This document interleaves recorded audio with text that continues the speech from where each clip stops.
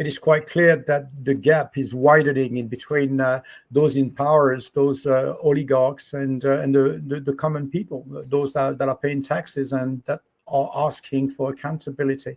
And I think that really the major the major point we can all, as journalists, we can all see is that this lack of accountability, this lack of transparency is really hurting. It's hurting the institution.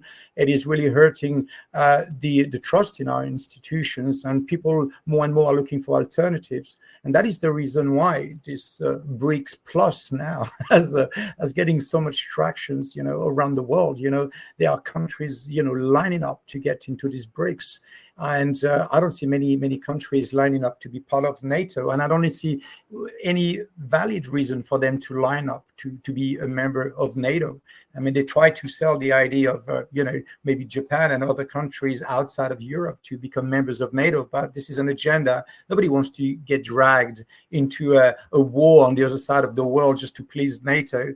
So we are living a very interesting time, because clearly, obviously, this multipolar world is going to create opportunities also for us to fight back. And it's going to be harder and harder for these organizations to rely on the suppression, the censorship, and the sanctions to impose their will.